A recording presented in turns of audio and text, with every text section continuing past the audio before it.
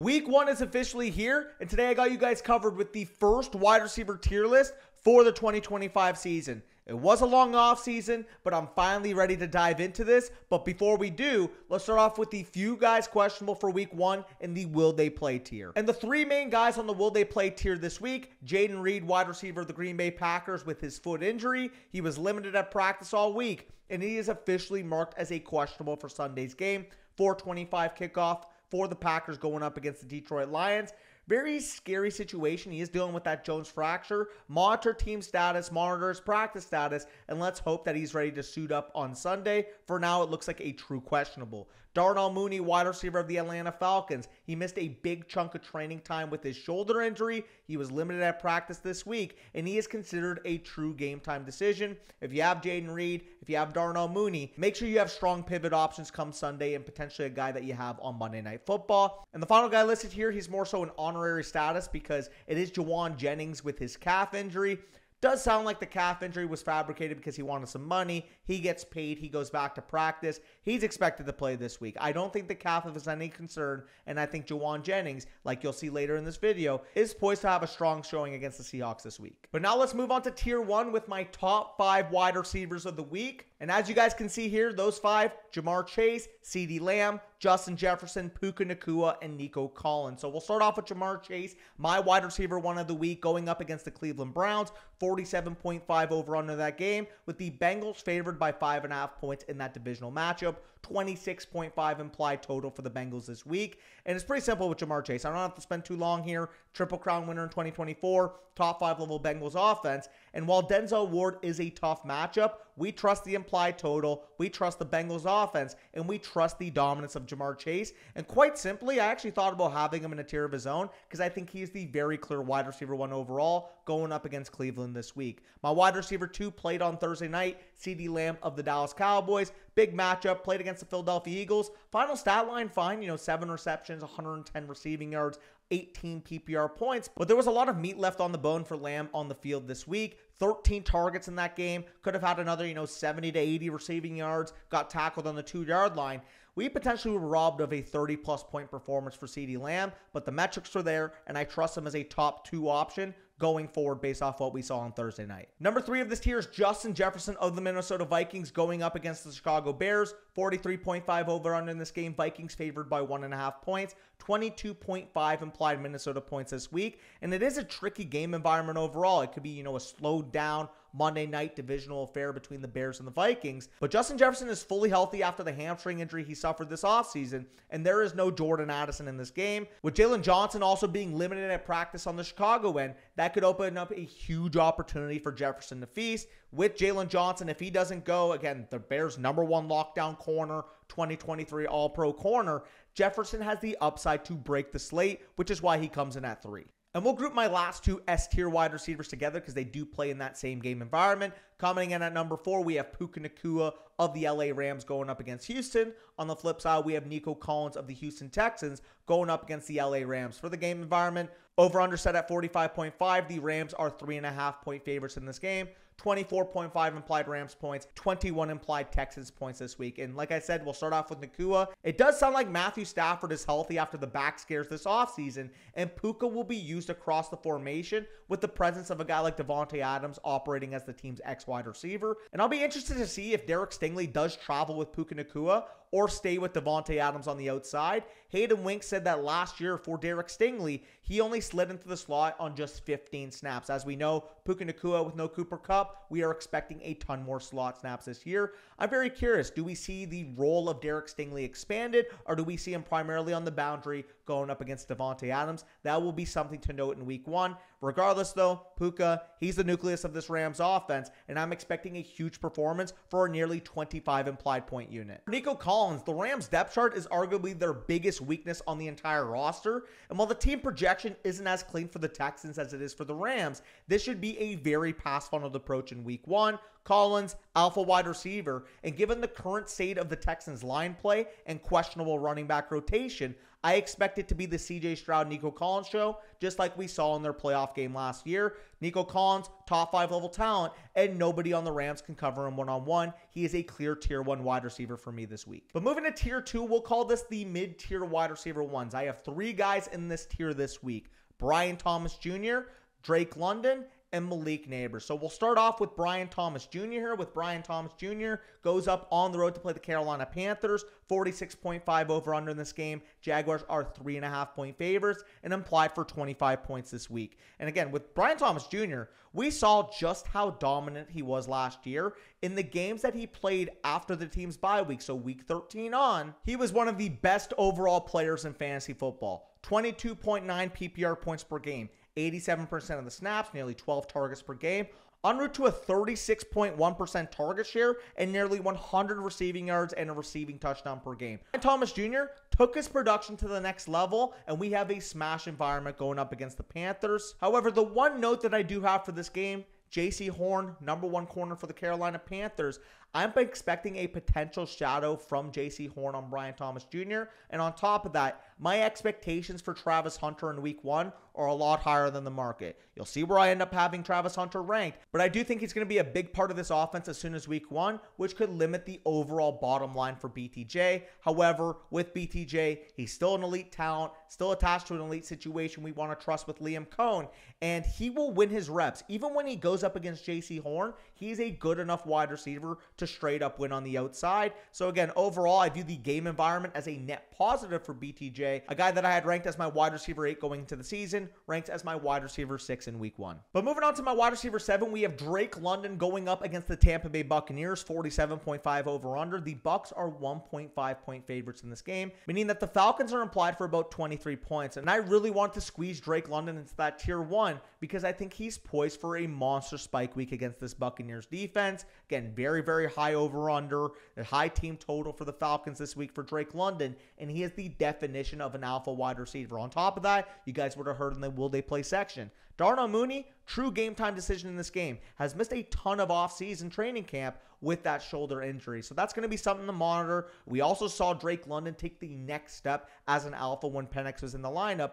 In the 3 games that Michael Penix started in 2024, Drake London had a 38.8% target share in what should be a divisional shootout, bar for bar, band for band. The Bucs are going to score, the Falcons are going to score on the other end. I think Drake London can lead this slate. And the final mid-range wide receiver 1 of the week for me is Malik Neighbors of the New York Giants, traveling on the road to play Washington. Over under in this game, 45.5. Commanders are 6.5 point favorites at home, and the Giants are only implied for 19.5 points. However, I mean, if you drafted Malik Neighbors for fears of low implied team totals, it's simple that you just shouldn't have drafted Malik Neighbors. The allure of Malik Neighbors was never that the Giants would have a 26 implied team total on any week. The allure of Malik Neighbors is the sheer volume, the sheer dominance of volume that we can expect from him in the context of this offense. Last year as a rookie, he led the NFL in target share and targets per game, and the Commanders should make this an advantageous passing script for the Giants on the other end this week. Malik Neighbors, he's a volume sponge, and while I do think we would need a big-time offensive performance from the Giants for him to be the wide receiver 1 overall this week, who's to say he can't enter that elite tier of talent, the CeeDee Lamb, the Jamar Chase, the Justin Jefferson tier of talent after we look back on this season. But now we enter the 3rd tier, aka the B tier here. We got A.J. Brown, we got Mike Evans, Amon St. Brown, Ladd McConkey, and T. Higgins in this tier. And starting off with A.J. Brown, it just simply wasn't a game you needed to see on Thursday night. 1 reception, 8 yards, only 1 target for A.J. Brown in this game. The only thing I can point to is the offseason hamstring injury he was dealing with. He didn't look a full 100% healthy. It was just a weird game for the Eagles passing offense as a whole. We saw Hurts bang in 2 touchdowns on the ground game. And while I don't think that'll happen every week, I do think that this Eagles team does want to run the football. So A.J. Brown, again, I will be very curious if he's fully healthy moving forward, if we do see this pass rate go up, because the Eagles are sub 40% in pass rate in neutral game situations against the Cowboys. It was a close game throughout, and yet the Eagles simply were not airing it out. So I am a little bit concerned. Again, we will see what ends up happening with the hamstring injury, but maybe I have to dock my expectations for A.J. Brown if he's not going to be healthy moving forward. But coming in at wide receiver 10, we have Mike Evans of the Tampa Bay Buccaneers going up against the Falcons this week, 47.5 over-under, Bucks 1.5 point favors, 24.5 implied points, like I mentioned in the London section. I'll keep it very simple. On the flip side of the matchup with Drake London, there's no Godwin in this game, there's no Jalen McMillan in this game, and Cade Otton is limited with his groin issue. Emeka Egbuka, as much as I like him, he is still in his first career NFL game. All of this bodes for Mike Evans to have an absolute monster game. And we saw last year when the Buccaneers were thin on the depth chart, Godwin wasn't playing, guys were banged up down the stretch last year. We saw Big Mike absolutely dominate. In that stretch, we saw Mike Evans over 20 PPR points per game, 9.29 targets per game, and a 29.6% target share. Mike Evans is still one of the single best wide receivers in this league. Yes, sure, a potential shadow matchup going up against A.J. Terrell, but Mike Evans has grown a ton as a separator. Per Matt Harmon's reception perception, 2024 was one of his best career charted years as a separator. Again, it doesn't make sense. Older wide receiver. He's adding another pitch to his arsenal. You know what he can do at the catch point, 6'5", 230 pounds. If he's starting to separate the way he did in 2024, we could be seeing a late career resurgence for Big Mike. Again, high touchdown equity given his frame for a team top 5 in implied points. If you have Big Mike, trust him as a wide receiver 1 in your lineup this week. But moving on to my wide receiver 11, we have Amon-Ra St. Brown of the Detroit Lions going on the road to play the Packers. 47.5 over-under. Packers minus 2.5 in this game. And the Lions are implied for 22.5 points. It'll be interesting to see, how this Lions offense flows in week 1. And I'm under the belief that this is just going to be a more spread out attack in 2024. We've heard Jameson Williams hype. Sam Laporta is obviously going to be healthy going into this year. We have those 2 running backs being able to establish it on the ground. And when you combine that with this week specifically being a tough matchup going up against a run funnel Packers defense, I am comparatively lower on Amon-Ra St. Brown than the market. Packers, top 5 defense against wide receivers last year. And when you combine that with a lower implied Detroit total than we'll see throughout the year, I think Amon-Ra St. Brown, fine wide receiver 1 option. But there are plenty of options with higher ceilings this week, in my opinion. With Amon-Ra St. Brown, I was lower on him in the draft cycle, and this will be one of the big matchups to track this week. My wide receiver 12 was Ladd McConkey, played on that Friday night football game, Chargers versus Chiefs. 6 receptions, 74 yards, 9 receiving targets for McConkey in that game. I guess the main takeaway for me is we did see the pass rate for the Chargers go up. Again, the downside there would be, Quentin Johnson, Keenan Allen maybe more involved than you could have expected. But if the Chargers are willing to air it out, and Ladd McConkey, this team's true number 1 alpha wide receiver, again, by the way, even with Keenan Allen and QJ producing, Ladd McConkey still had a near 27% target share in that game. And if he scores, I don't think it's going to be an issue for anybody. So, again, 6 for 74, 13.4 PPR points. Maybe you want a little bit more going forward. But Ladd McConkey, profiling as a wide receiver 1 for a team we now know wants to throw the football across the yard, going to be a big-time uptick in his value. You probably got him as your 2nd or 3rd drafted player, and I'd feel confident about him as a low-end wide receiver 1 moving forward. And closing off this tier, he is technically my 13, which would be a wide receiver 2. But I would be remiss not to talk about T. Higgins in this matchup going up against Cleveland. I already talked about the positives of the game environment when I talked through Jamar Chase.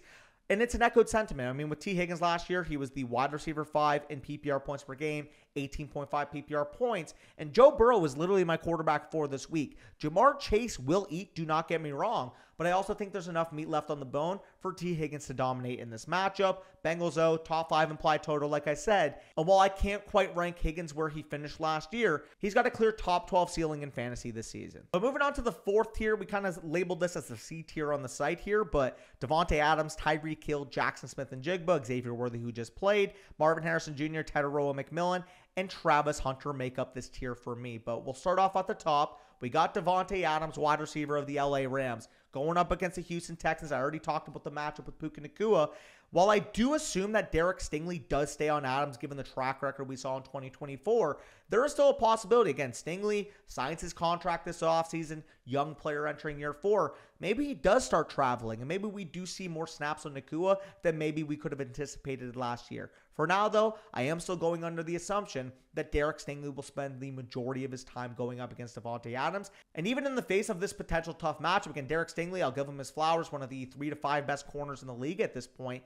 Devontae's still a stud, coming off a top 10 point per game season and attached to an offense with such a high implied total, like I said with Puka, nearly 25 implied points for the Rams this week. This is, of course, assuming that Matthew Stafford, he's fully healthy. The back's not a problem for him anymore, and he has no lingering effects from that offseason back injury. If that is the case, assuming that Matthew Stafford is healthy, my take this year is that Matthew Stafford will have his most productive year as a passer since 2021, and Devontae Adams cooks as this team's 1B. We see top 2 wide receivers go off. I literally just mentioned what Jamar Chase and T. Higgins did last season. Top 5 at wide receiver despite both being on the same team.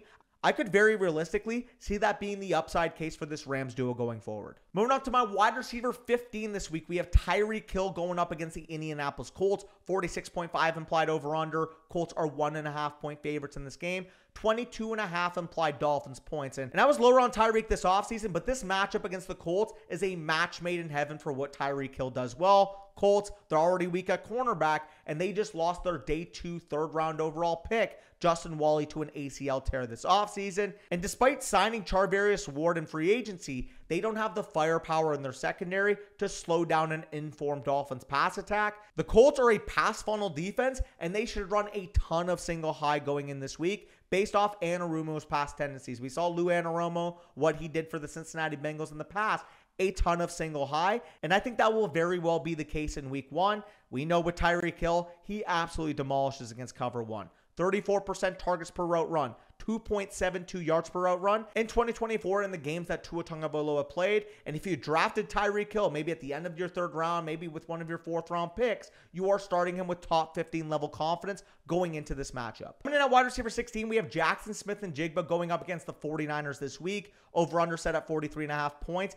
49ers are 1.5 point favorites in this game, 21 implied points for the Seahawks this week. And with JSN, he took his game up to a completely new level down the stretch in 2024. And despite a very tough matchup against the 49ers this week, this is banking on his development as a true number 1 wide receiver. Yes, the 49ers, great matchup. 193 passing yards per game allowed last season, a top 5 mark for defenses in the league. However, when we look at this, Jackson Smith and Jigba was also at a completely different level going down the stretch last season. Week 8 on, once he came back from that injury, he settled into his zone. 17.7 PPR points, 88% of the snaps, and a near 27% target share. If we're getting that level of JSN, there's a very real possibility he is the Amon St. Brown to what Kubiak wants to run on offense. We should see him being used across the formation. Again, last year, DK Metcalf can only play the X wide receiver spot. I'm expecting JSN to be used all across the formation and be treated as this team's true number 1 wide receiver.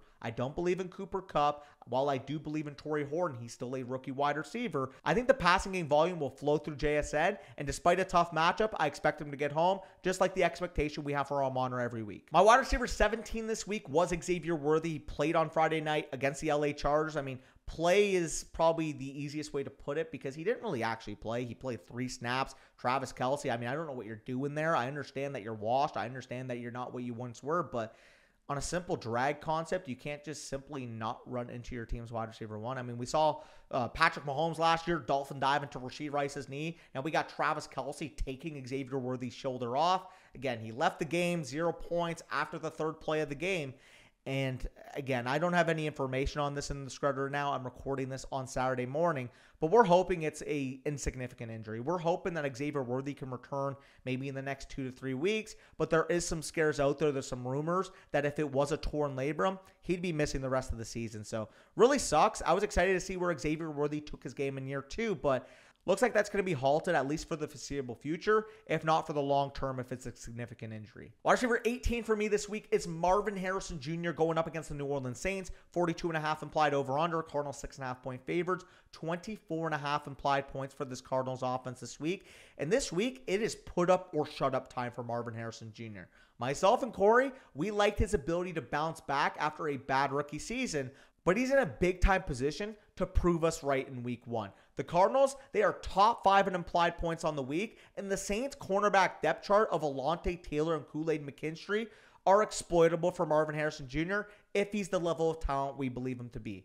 The risk is absolutely there. Again, there is a very real possibility the Cardinals' ground game completely eats up the Saints. We're talking James Conner. We're talking Trey Benson. They could really establish the line of scrimmage, set the tone against the Saints, which could limit their production through the air. However, when you look at 24.5 implied points, when you look at the mismatch Marv has on the outside, he should be able to get there regardless. With Marvin Harrison Jr., I think we get the prince we were promised as soon as this week going up against the Saints. Coming in as my wide receiver 19, we have Tetairoa McMillan going up against the Jacksonville Jaguars on the road. Spoiler alert, he's one of 2 straight rookie wide receivers, and we'll talk about the wide receiver on the flip side of this matchup in a second. But with Tetairoa McMillan, I mean, what is not to like? The Panthers need Tetairoa McMillan to be their alpha from day one. Adam Thielen, he gets traded to the Vikings. Jalen Coker, he gets placed on IR. And Xavier Legette, I mean, he hasn't proven consistent enough to be a true threat to T-Mac's volume if T-Mac is the caliber of rookie I believe him to be. Again, great game environment versus the Jaguars. T-Mac has the opportunity to crush from day one.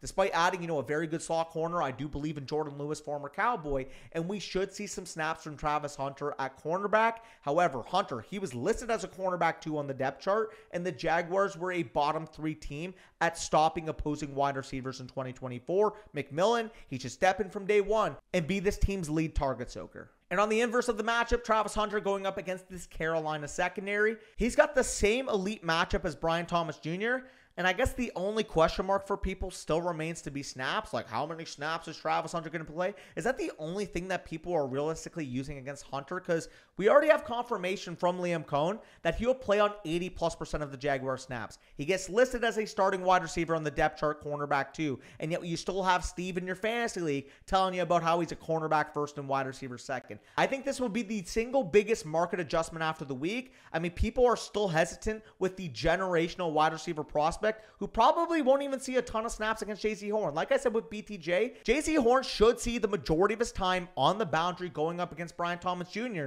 And as we know, Liam Cohn is the kingmaker for slot wide receivers. Travis Hunter is the Jaguar slot wide receiver this week. And if he's playing 80+% of the snaps, not only do I think he can crush as a top 20 wide receiver option, I think he could be a guy we have ranked in the top 10 moving forward. So the fact that his pick'em is only set at 47.5 yards, in my opinion, is generational wealth. Let's put that to action. We'll make this pick'em entry for this week's wide receivers, and let's combine it together. I talked about how high I am on that Falcons versus Buccaneers matchup. I think it's a wide receiver heaven. If you have wide receivers in this matchup in fantasy, you should be targeting it all over. So we'll take the higher on Big Mike's receiving yards. We will take the higher on Drake London's receiving points, and we will combine that with the higher on Travis Hunter's yards. Again, 47.5. I would not be shocked if this was closer to 70 to 75 going into week 2. Moving on to the high-end wide receiver 3s, aka the guys in the D tier. We have George Pickens, Terry McLaurin, Devonta Smith, Roma Dunze, Emeka Egbuka, and Cortland Sutton being the guys making up this tier. And we'll start with George Pickens. He was my wide receiver 21 entering the week. He did play on Thursday night. 24-20 Eagles win over the Cowboys. 3 receptions for 30 yards on 4 targets for Pickens. Not the overall volume we wanted to see. However, given how the Cowboys offense looked, the amount of play action, the amount of motion we saw at the snap, this is still an offensive situation we love for Pickens in the long term. Again, very unfortunate. We kind of saw, the weather delay. We kind of saw a lot of shit affecting Thursday Night Football. But irregardless, 3 for 30, probably not the game you wanted if you started George Pickens, and I'll take that on the chin. But moving on to wide receiver 22, we have Terry McLaurin of the Washington Commanders. I already talked about the flip side of the matchup with neighbors, but the Commanders in this game, 26 implied points going up against the Giants. However, the Giants, they have revamped their pass defense personnel this offseason, and McLaurin just had 6 touchdowns, higher than expected in 2024. I'm very curious to see how Debo specifically impacts Terry McLaurin's bottom line,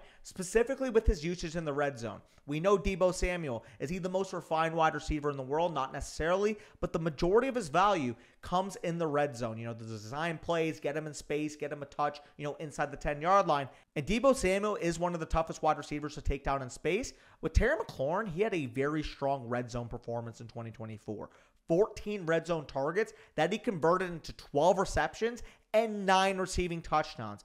My opinion, the reason why I can't rank McLaurin higher than this is that if Debo does take a lot of those valuable looks, a lot of those valuable touches in the red zone, we could see Terry McLaurin go back down to, his high-end wide receiver 3 status like we saw going into 2024, which is why McLaurin was one of my bigger fades entering the season. Wide receiver 23, Devontae Smith, obviously already played against the Dallas Cowboys. 3 catches, 16 yards on 3 targets. Again, very weird. I mentioned it with A.J. Brown. If you were to tell anybody that going into Thursday night, the Eagles' top 2 wide receivers would combine for 4 targets, nobody would believe you. However, Jalen Hurts, like I said, punches in those 2 touchdowns. The Eagles relying upon that ground game. I don't know what to say, man. Honestly, we need better performances from these wide receivers moving forward, and it's something we're going to have to evaluate on a week-to-week basis. Coming at 24, we got Rome Odunze going up against the Minnesota Vikings on Monday Night Football. 43.5 over-under. Bears are 1.5-point underdogs. 21 implied points for the Bears this week.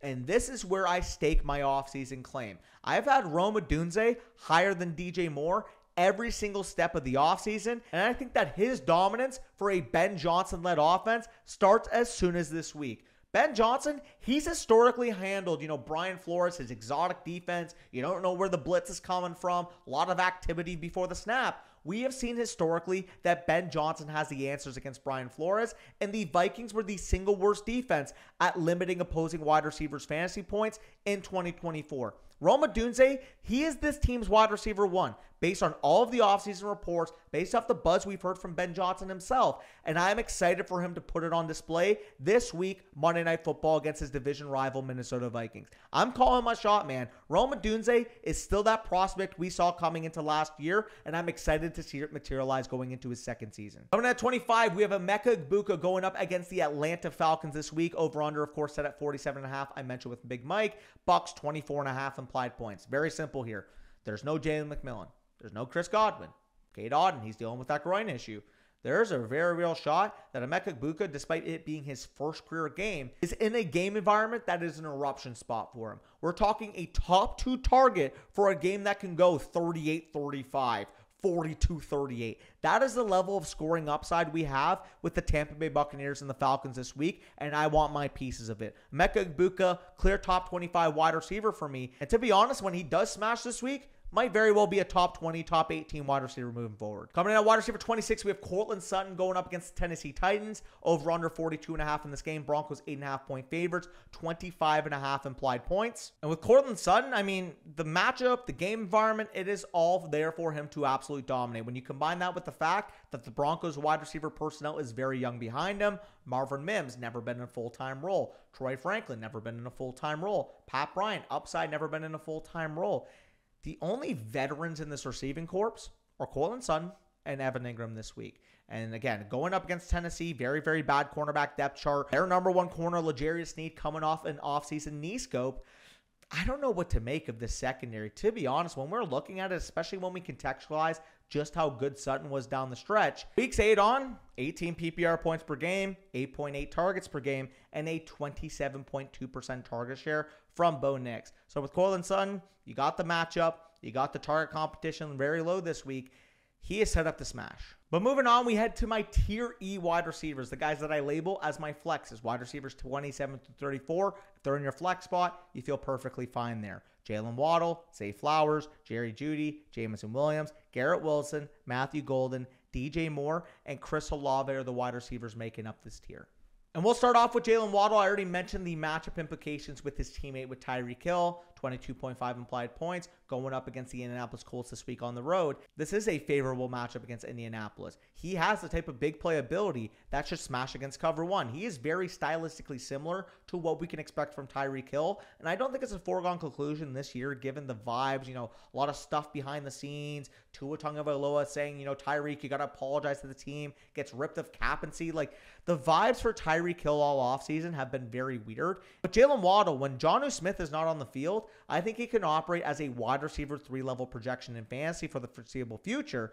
But if Tyreek Hill were to say, something were to happen to him or mentally he were to become even more deranged, like I don't know what's going on there. But if there was the instance where Jalen Waddle was able to usurp him as this team's number 1 wide receiver, there is top 15 implied upside for Jalen Waddle. Again, I expect Tyreek to do his thing in week 1, but long term, this will be something to monitor. And I think Jalen Waddle has the upside to go back to that top 12 status that we saw as a second-year player. Number 28, Zay Flowers going up against the Buffalo Bills. Sunday Night Football, high over-under, highest of the slate actually at 50.5. Ravens implied for 26 points. Like, you look at the overall game environment for Flowers, you would say, well, why isn't Zay Flowers higher in your list? And the issue for me with Zay Flowers, he doesn't command a ton of overall volume. Obviously, the Ravens, low pass rate team with Lamar Jackson, and he's lacked big-time touchdown equity in this offense in the first 2 years of his career. He's got a high weekly ceiling like we've seen on multiple instances in the past, but until Flowers proves as more than a volatile wide receiver 3 in fantasy,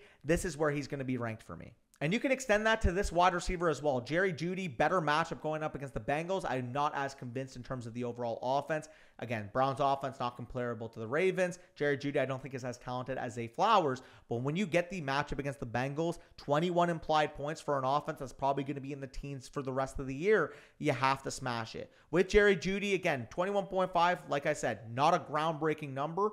But with Joe Flacco starting, he's shown the ability in the last 2 seasons that he is willing to sling the rock when he's trusted in the lineup. 204 pass attempts in the 5 starts he made for the Browns in 2023. And Jeudy took his game to a new level once the Browns committed to the pass in 2024. In the stretch that Jeudy played with a quarterback that is willing to sling it, willing to air it out with Jameis Winston last year, he played with him between weeks 8 and 15 in the games that Winston started. In that stretch, 21.1 PPR points per game, 92% of the snaps, and 9.86 targets per game. I don't think the issue, the question mark for Jeudy is the talent, is the upside he brings on a week-to-week basis. It's just about how easy is it to project. Because there's still the scenario, Joe Flacco, what if he throws a couple picks? What if he gets benched? They put in one of the young quarterbacks. That is still a risk for Jerry Jeudy. But if Joe Flacco is playing first snap to last, the upside for Jeudy to smash is there, which is why he raises from more of a back-end wide receiver 3, high-end wide receiver 4 for me to a guy that is a legitimate top 30 wide receiver this week. Coming at 30, Jameson Williams going up against the Green Bay Packers like Amon-Ra St. Brown. I did want to get him higher, but I have a hard time seeing a huge game going up against this defensively sound Packers defense. Run funnel, like I said, with Amon-Ra St. Brown, who just traded away their nose tackle and captain with Kenny Clark, not to mention Micah Parsons dealing with the back injury. I do think this ends up being, a slowed down divisional game where each side relies on their ground attack. And this can come back to bite me given the explosive plays that JMO can generate. However, I'm willing to regret this if I need to. Wide receiver 31, Garrett Wilson going up against the Pittsburgh Steelers. Horrible game environment, 37 implied over-under. Steelers minus 2.5 in this game, meaning that the Jets are only implied for 17.5 points. And I get it, Wilson, alpha level target earner, and he is more talented than the wide receiver 31. But exactly how far can that get you in fantasy football? The matchup, it sucks. Shadow coverage going up against Joey Porter Jr., and this is the one team that should know Justin Fields like the back of their hand. Obviously, Pittsburgh Steelers employed Justin Fields last year. This is the opening matchup for Justin Fields, having to go and play against his former team. I don't like it. The vibes are off here. Again, with Garrett Wilson, I think he remains, a volume-based flex option in PPR formats, but the touchdown upside is low, and this is the single lowest over-under of the weekend, like I mentioned. Number 32 for me is Matthew Golden going up on the flip side of this Lions matchup. Packers implied for 25 points in this game, and I did want to get him higher. Obviously, Jaden Reed dealing with that foot injury. Dontavian Wicks, Savion Williams also questionable in this game. Golden should be a top 2 weapon for this Packers passing attack. We know Tucker Kraft is going to eat. Golden profiles as a top 2 option next to him. And like I said, I do think this could be a slowed down game overall given the nature of this rivalry. The Lions secondary is still a big question mark. Even despite adding DJ Reed, they were a bottom 5 team against fantasy wide receivers last season. And I guess the only question mark for me with Matthew Golden is if he's ready to take on full-fledged wide receiver 1 volume duties despite not being able to do it in college. Again, I love the prospect. I think he will eventually become that. but is he going to be a target hog in week 1? I guess we'll find out. Wide receiver 33, DJ Moore. I already talked about his teammate earlier in this video, the true wide receiver 1 in Chicago, Rome Odunze, but all jokes aside, in all seriousness, against a blitz-happy Vikings defense, Moore has the upside to take a couple underneath balls to the house. I mean, we're talking about a guy that when the ball is in his hands has one of the most explosive skill sets in the league. So although I am lower on DJ Moore as a separator, although I'm lower on DJ Moore as a pure wide receiver, given the nature of how the Vikings D operates, I do really like him in this matchup, especially when you contextualize Luther Burden, first career NFL game, Colson Loveland, first career NFL game.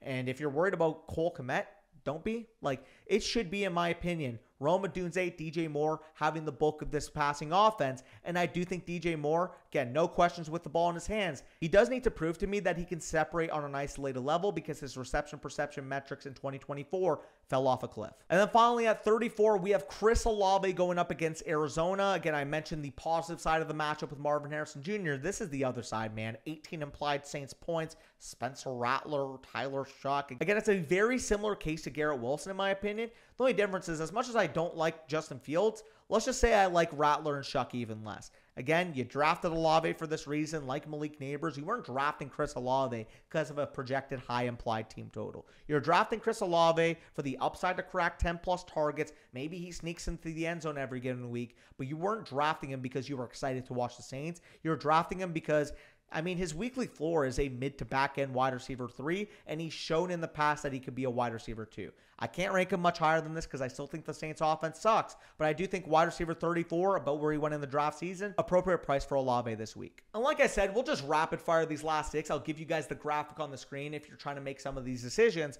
But coming up next, Stephon Diggs, again, first game back from the injury, going up against the Las Vegas Raiders. Very good implied matchup, 23.5 implied points, and he is the wide receiver 1 for Drake May. I'm just very curious, how does he move? How does he look after the injury? First game back from that ACL tear he suffered last season. Josh Downs going up against the Miami Dolphins this week, 24 implied Colts points at home. And this is a very good matchup out of the slot for Downs. Should be the top earning target for this Colts offense. The only question I have is, how good does the offense look with Daniel Jones starting his first game for the team? Jacoby Myers comes in at 37. No Christian Gonzalez for the Patriots this week. And I wanted to get Jacoby Myers higher, but it's just simply tough to have everyone high in the rankings this week. The wide receiver position, the healthiest it'll be in week 1, but I still do like Jacoby Myers this week. Number 2 target in the offense, and what's a sneaky good offensive game environment. He should represent a solid floor in PPR leagues. 38, and behind Jacoby Myers, we have DK Metcalf of the Pittsburgh Steelers. Again, do I have to go through this game environment again? 37.5 over-under. We do not like the matchup against the Jets. Again, he is the flip side of a solid floor argument in that sense. Should face primary coverage from Sauce Gardner, and Metcalf simply isn't the alpha level target earner to get past a bad matchup. He's not Chris Olave. He's not Garrett Wilson. He's not going to go out there and just command 12 targets because he's separating. He is the type of guy that thrives given his offensive environment, and I don't like it this week. And closing off with the final 2 wide receivers to make up my top 40, Ricky Pearsall, Juwan Jennings, both of the 49ers receivers going up against the Seattle Seahawks. I copped out. I put them back to back. Sorry if you wanted some conviction here, but I think this could go either way. On one hand, Ricky Pearsall, he's younger. He's played all camp with the team. There's potential second-year breakout opportunity here.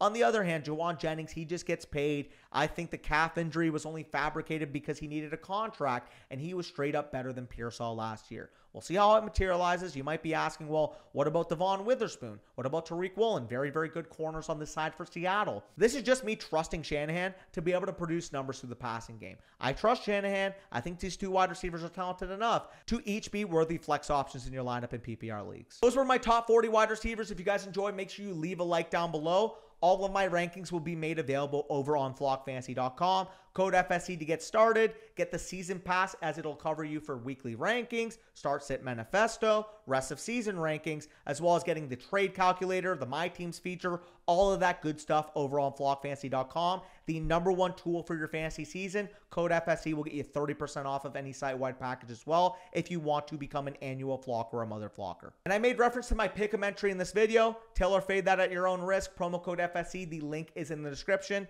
Good luck. Let's crush our matchups. Week 1 is here, baby. Let's see these wide receivers get down and working.